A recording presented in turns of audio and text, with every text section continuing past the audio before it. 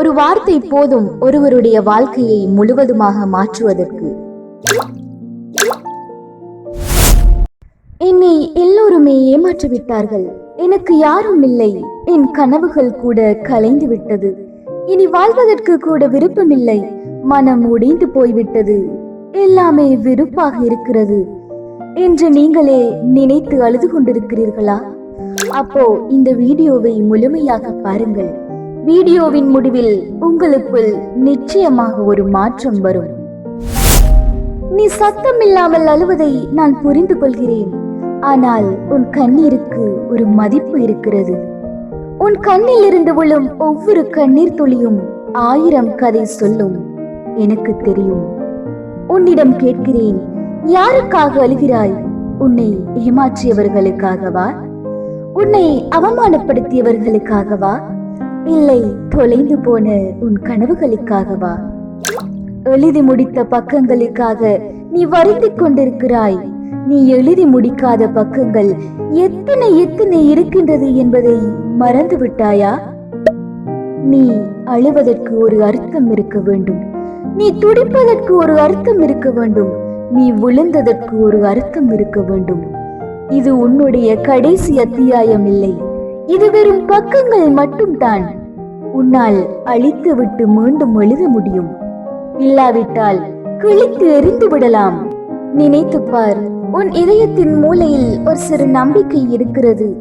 அதனால் தான் நீ இதை கேட்டுக்கொண்டிருக்கிறாய். உன் மனம் எல்லாம் மாறிவிடும் என்று நம்புகின்றது. அந்த நம்பிக்கையை இறுக்கி பிடித்துக்கொள். எழுந்து வா. நீ உன் பயங்களை எதிர்க்க வேண்டும். உடைந்து போன கனவுகளை தூசி தட்டி எழுப்ப வேண்டும். உன்னை மதிக்காத உறவுகளை தூக்கி போடு. நெருப்பிலிருந்து மீண்டும் எழும் பீனிக்ஸ் போல நீ எழுந்து பறந்து வர வேண்டும். உடைந்த பொருட்கள் எவ்வளவு அழகானவை என்று உனக்கு தெரியுமா?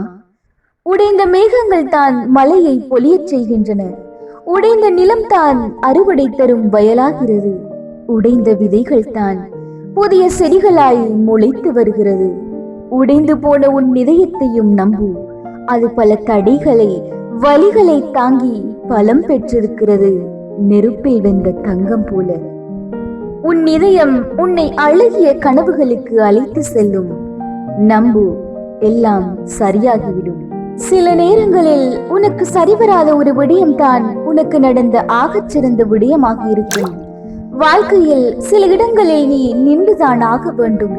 முன்னே இருக்கக்கூடிய பாதை தெளிவாக தெரியும் வரை புரிந்து கொள். நேசிக்கப்படுவது வரம் என்றால் வெறுக்கப்படுவதும் ஒரு வரம்தான். ஏனெனில் சில நேசங்கள் உன் வாழ்க்கையை அழித்துவிடும். ஏற்றுக்கொள். பொய்கள் தரும் சந்தோஷங்களை விட உண்மைகள் தரும் காயங்கள் சிறந்தவை. உண்மையான வெற்றி என்பது உலகமே உனக்கு துணை நின்று நீ அடையும் வெற்றி அல்ல. உலகமே உனக்கு எதிராக நின்ற போதும் தனித்து நின்று நீ போராடி அடைவதுதான் உண்மையான வெற்றி. எல்லோரிடமும் வாதாடி கொண்டிருக்காதே. உன்னை நியாயப்படுத்திக் கொண்டிருக்காதே. ஏனெனில் இந்த உலகத்தில் யாரும் தோற்று போக விரும்புவதில்லை. உன்னுடைய நிம்மதிக்காக சிலரை மன்னித்து விடு. சிலரை மறந்து விடு. சிலரை தவிர்த்து விடு. சிலரை வெறுத்து விடு. எதையும் தூக்கி சுமக்காதே.